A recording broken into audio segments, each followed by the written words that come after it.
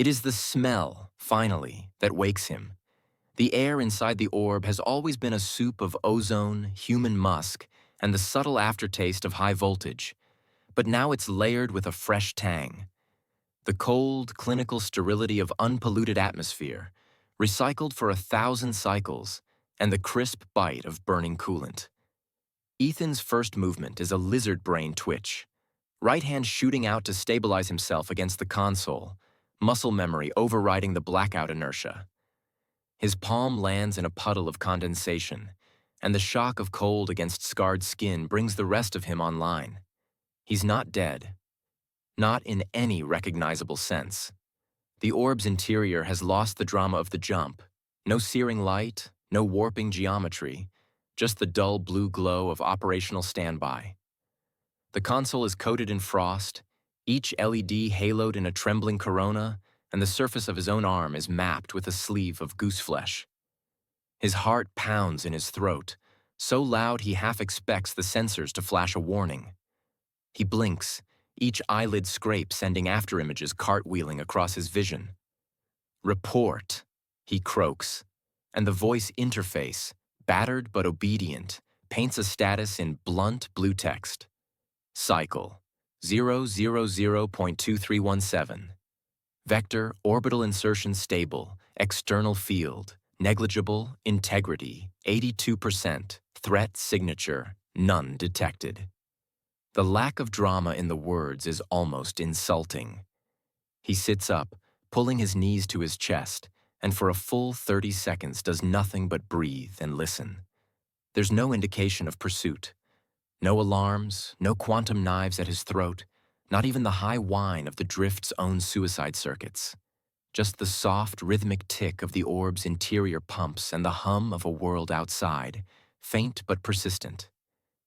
He stands, slowly, and wipes the condensation from the main viewport with the heel of his palm. At first, there's nothing but black, a suffocating absence, the negative space of every horror he's ever out-engineered. But as his eyes adapt, shapes resolve.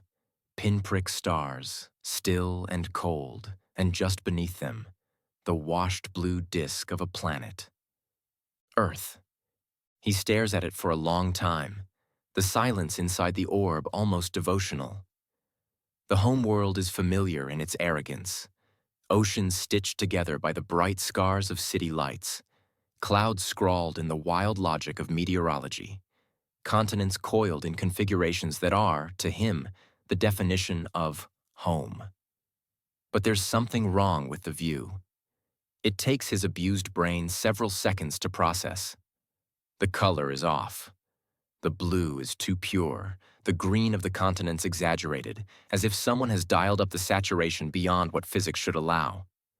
He narrows his eyes, then toggles the optical overlay. Immediately, the HUD floods with a new set of data. Altitude, 1,800 kilometers. Trajectory, geostatic hold, local traffic, 482 objects in proximity. That last line doesn't make sense. Not for his timeline, anyway. Ethan stares at the figure, then pops the traffic register. His world, the one he left, barely had a dozen operational satellites in this shell of orbit. Mostly weather, a few militarized comms, and the decrepit bones of the early navigation network. But here, the traffic plot is a nightmare. Hundreds of dots, each tagged with a designation he doesn't recognize. Their orbits interleaved in patterns that only an algorithm or a sadist could love. He zooms in on the closest object. The projection shows a heavy, barrel-shaped structure, bristling with radiators and antennae, its hull covered in a livery of blue and gold. The registry reads, L4 Admin Chrono Anchor. Chrono Anchor? He mutters, but the system offers no explanation. He runs a diagnostic. The orb's own systems are lagging, several seconds behind his input, a symptom of either hardware fatigue or the slow-motion hangover of a jump that nearly tore reality's face off. He flexes his left hand. The thumb is numb. The last two fingers tingle with static. He can feel the sweat pooling at his hairline, the familiar precursor to panic, but he fights it down with the only medicine he's ever trusted: numbers. He checks the timestamp. For the first time since waking, his vision blurs with something like real fear. Cycle 000.2317. Reference UTC plus 078:04:15:08. He runs the conversion twice, then 3 times. The number is impossible, unless he's been unconscious for years. Orient. He toggles the console for the next report, fingers shaking. Time delta since departure: 48.5 years. Estimated local: 78th year, 4th month, 15th day. He leans back in the seat, the blood draining from his face. The calculations crowd his vision, the logic so precise and self-consistent that it must be a hallucination. He pops the safety on the console's hard override, hoping to trigger a reset, but the interface just spits out another set of numbers. Additional note: local spatial coordinates do not match last recorded Earth signature. Deviation: 2.42 arcseconds. He closes his eyes and tries to think, but the facts are relentless. He's home, but it's not his home. It's decades, maybe a lifetime, past his departure. And the world below, as much as it looks like the Earth he remembers, is a museum piece reconstructed from biased memory and wishful thinking. His jaw locks, and for a moment he lets the anger do its work. The raw, unfiltered rage at having played hero, only to land centuries too late for anyone to care. He slams his fist into the console, hard enough to set off a microquake in the instrumentation. The orb responds by belching a fresh warning. Incoming communication. Source: unknown protocol. Intent: high priority. The channel opens, flooding the cockpit with a stream of digital noise. The voice is synthetic, the accent smooth and unplaceable. Unidentified orbital vehicle, this is GeoNet control. You have entered restricted space. Please respond with authentication code or prepare for autonomous docking. This is not a test. Repeat, not a test. Ethan's first thought is to try his old credentials. He keys them in, voice shaky. GeoNet, this is Ethan Moore, ID string Sierra 18. The system interrupts with a cold, polite chirp. Credentials deprecated. Please stand by for boarding. He almost laughs. Instead, he feels the sweat beading on his forehead, trickling down the side of his nose. Every breath tastes like fear and failure. He scans the traffic map. The nearest active object is closing on him at speed, its course so precise that only a machine or a very determined human could fly it. He pulls up the visual and sees, for the first time, what must be the new face of terrestrial authority. A spear-shaped craft, mirrored hull, no visible seams or external propulsion. It glows at the tips, blue-white, and as it gets closer, he can make out a band of black along the nose, like a mask or a visor peering in. He considers running. The orb's own drives are still functional, barely, but even a small burn would paint him as hostile. And if the past few hours, or was it decades, have taught him anything, it's that making yourself the enemy of the locals never ends well. He watches the approach, every instinct in his body screaming at him to do something, anything. But the weight of years has worn him down to his barest self. The new craft maneuvers to match his orbit, then slides alongside, close enough for their hulls to exchange charge. For a heartbeat, there's just silence. The two vessels locked in a mutual standoff, neither willing to make the first move. Then the external comms trigger again, this time with a voice that is unmistakably human. Orb 16 Blue, this is Security Officer on Vector. You will lower your field, disengage nav, and prepare for link-up. Comply, or we'll tow you in pieces. Ethan's hands are trembling. He keys the console, voice hollow. Copy, officer. Disengaging now. The next movements are automatic. He kills the orb's primary, sets the nav to passive, and watches as the foreign craft extends a docking collar, a flexing metallic worm that latches to his hull with a sickening wet click. He's done, at least for now. He slumps back in the seat, the anger drained, the panic replaced by a cold, exhausted certainty. He's come home. He's just decades too late to matter. But as the airlock cycles, flooding the cockpit with the hiss of fresh atmosphere and the sharp tang of ozone, Ethan knows deep in his bones that the universe isn't done with him yet. The corridor outside is waiting, and somewhere, in the familiar blue glow of a world rebuilt in his absence, is an answer he owes to someone, maybe even to himself. The docking collar disengages with the softest of shudders, a motion so delicate that for a moment Ethan isn't sure anything's happened at all. Then a chime from the orb's internal comms, a subtle shift in air pressure, and the faintest echo of boots on composite just beyond the threshold. He stands at the ready, hands hovering above the console, the blue glow casting his shadow in doubled, tripled outlines against the interior hull. The security craft's design, if you could even call it that, defies every expectation. It's all smooth curves and interrupted symmetry, the hull polished to a mirror and broken only by fractal bands of programmable material. In its shadow, the orb feels like a relic, a piece of salvage from a century that never quite happened. He watches, unmoving, as the inner airlock cycles open. A haze of frost rolls in, chased immediately by three figures in uniforms that, even in his best moods, Ethan would have called ridiculous. Skin-tight underlayers, blue and gold panels, the chest marked by a spiral logo in glassy relief. Their helmets are featureless, all black, and the visors run a lazy wave of data across their faces. Encryption, he guesses, or maybe just intimidation.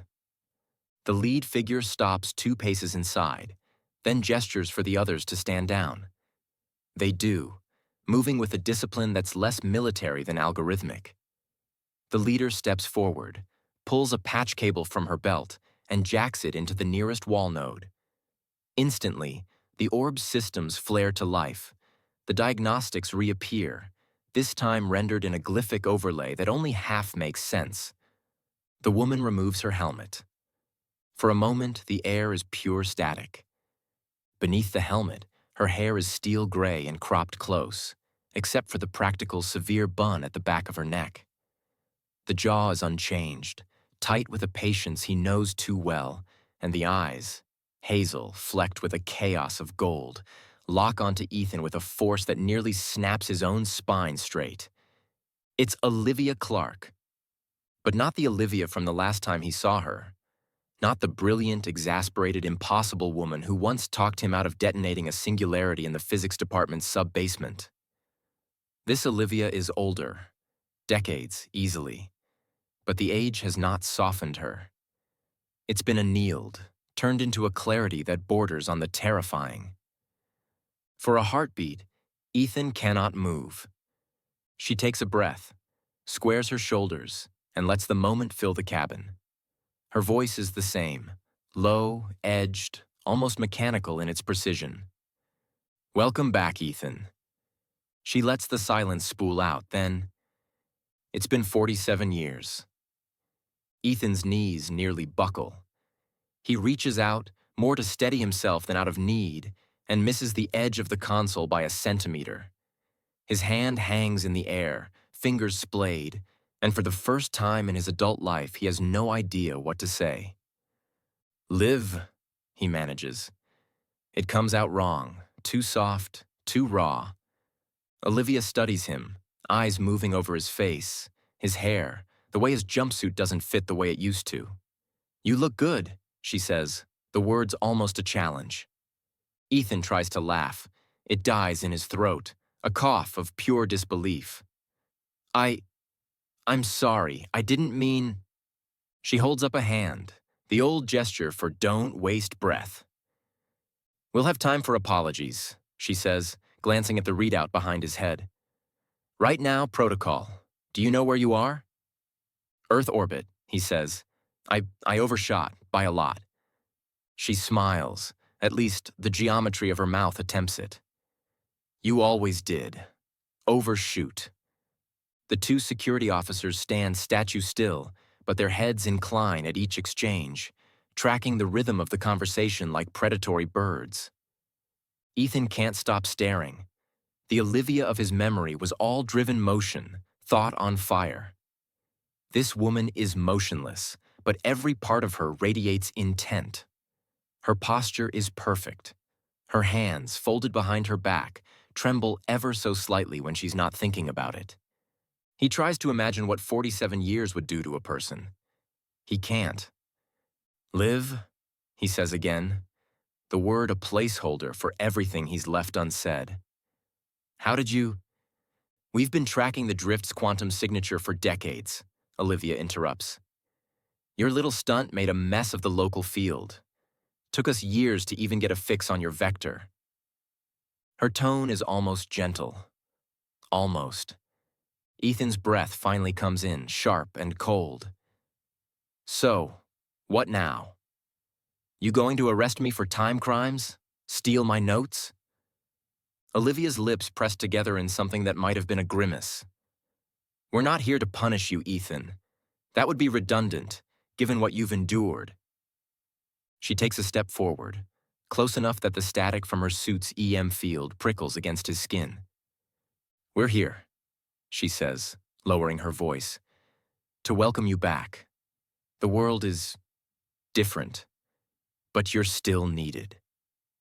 Ethan feels the ground tilt beneath him, the rush of history and grief and hope fighting for space in his chest. He wants to ask 1,000 questions about the drift, the war, who won, who's alive, but all he can manage is, you waited for me. Olivia's face cracks just for a second, the stoicism dissolving to reveal the old ache. Not just me, she says, the whole damn planet. Ethan closes his eyes, the weight of 4 lost decades settling on his shoulders. When he opens them, Olivia is still there, still watching, still, impossibly, herself. He wants to reach out, to touch her shoulder, to see if the world beyond the orb is even real. But the moment holds, tension unbroken, and in that silence, he finds the only comfort he's ever trusted. If Olivia Clarke is running the recovery operation, the world is in good hands. He manages a smile, this one genuine. Nice uniform, he says. She snorts, just once, and it's perfect. Let's get you out of that antique before you contaminate the timeline. They stand together, breathing in the silence. Outside, Earth's blue glow shines through the viewport, beautiful and strange and, finally, within reach. Ethan flexes his fingers, then takes the first step forward. He doesn't know what comes next, but for the first time in years, 47, give or take, he's ready to find out. The transition from the orb's battered interior to the new ship is a plunge into unreality. The corridor waiting for him is light years beyond anything he remembers designing, let alone inhabiting. The floor is a gelled composite that shapes itself to the arch of his feet, each step perfectly cushioned but with zero give. The walls are matte silver, broken only by ribs of living circuitry that pulse a faint, readable blue. Light comes from nowhere, no bulbs, no panels, just a steady, shadowless glow that brings every surface into surgical focus. Ethan hesitates at the threshold, uncertain if he's still hallucinating. Olivia stands behind him, as if bracing for a backward glance or a sudden change of mind. When he steps forward, the corridor detects his presence and shifts, a subtle undulation that leads them deeper into the ship. They walk in silence, the security team falling in behind, until Olivia breaks the spell. It's not classified, you know, she says, as if picking up a decades-old argument. The design, I mean, it's open source. Ethan runs his hand along the wall, feeling the micro-tactile response. 1,000,000 tiny actuators adjusting to his touch. That's new, he says, half to himself. You're not the only one who likes to leave fingerprints, Olivia says. Her tone is lighter, but her eyes never stray from him. You started all this, you know. Ethan's breath catches. For a moment, he's back in the old lab, his hands stained with ink and solder, Olivia looming behind him, voice full of the energy that made every problem worth solving. But here, the memory is refracted. Olivia is older, yes, but there's something younger about her now. A relief in being the one with the answers. They reach an intersection, the corridor opening onto a gallery lined with transparent walls.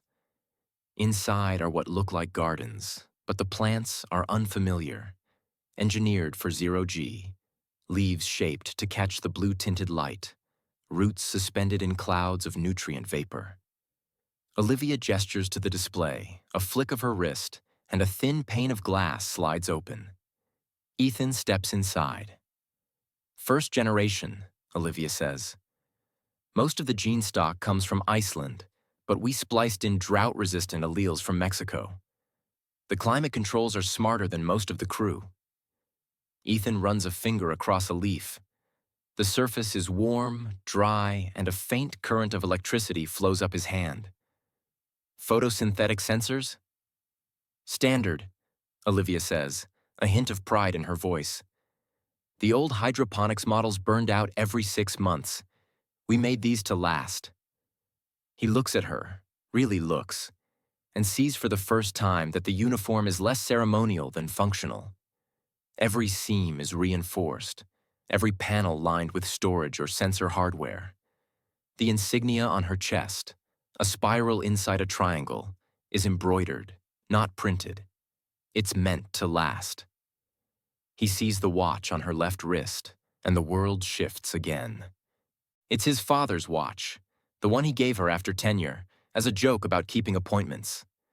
The face is the same, gold and old-fashioned, but the hands are gone, replaced by a band of shifting light that counts in microseconds. The back, he knows, is still engraved. To live, who never wastes time. You kept it, he says. Olivia glances at the band, lips pressed tight. I upgraded, she says, but it's still here. They stand in the garden a moment longer, neither willing to move. When they return to the corridor, Olivia signals the guards to wait. They walk alone now, passing through a series of chambers, each one stranger than the last. A library, lined with crystal slabs, the text scrolling in 3 dimensions. A gymnasium where 2 figures spar in a gravity field that flickers from feather light to crushing in seconds. A lounge where a group of young men and women debate a problem in a language Ethan doesn't recognize. Each time, the background hums with the same motif. The spiral, the triangle, and, on several display plaques, the name Moore. At one point, Ethan stops in front of a wall-sized hologram. It's a timeline, etched in bands of color and annotated in a spidery, familiar hand. At the center is a photo of him, years younger, holding a mock-up of the time orb in one hand and a soldering iron in the other. His hair is a mess, his eyes wild, but the caption is deadpan. The Fool's Leap. He stares at it for a long time. You built a cult, he says. Olivia shakes her head. A school, maybe, but mostly a search party. She taps the lower band of the timeline, where the lines converge at a series of icons. A shattered clock, a blue-green waveform, a set of nested ellipses that look disturbingly like the neural map of a human brain. When you disappeared, she says, the board convened a commission. At first, it was just for the PR, but after the first 6 months, people realized you'd left us a puzzle. A good one. Ethan frowns. The orb? The equations, Olivia says. We cracked the drive eventually. But the field harmonics, the drift correction, no one could replicate your results. Not reliably. So we kept trying. For decades, Ethan steps back from the timeline, the weight of it settling on his shoulders. How much did I change? Olivia smiles, this one gentle. Everything. They walk on, and the corridor ends at a set of doors. Massive, double thick, with inlays of what looks like diamond but is probably some nano-composite Ethan's never even imagined. Olivia places her palm on a reader, and the doors part without a sound. The command center is a sphere, walls alive with data, the far side open to a window that looks out over the curve of the Earth. It hangs in space, blue and raw, but the continents are different. The cities are brighter, the dark lines of highways gone, replaced by geometric patterns that glimmer in the night. There are more lights on the moon than in the Western Hemisphere. Ethan walks to the window, hand pressed to the glass. The planet is strange, but undeniably beautiful. Olivia joins him, standing close but not touching. You see that? She points to a ring of light in high orbit, a necklace of linked platforms that catch the sun and reflect it back down in lances of gold. Geosynchronous, Ethan says, mouth dry. What are those? Anchors, Olivia says, for the grid. They keep the orbital paths aligned, compensate for the drift's wake. He looks at her, eyes wide. You mean? She nods, eyes shining. The ship, the jump, the chaos you left in your wake, it made this possible. We built the grid to monitor for your return. The more we learned, the better the tech. The better the tech. He fills in the rest. The better the chance of finding me. Olivia glances at her watch, then at him. We never stopped looking, she says. Most people thought you were dead.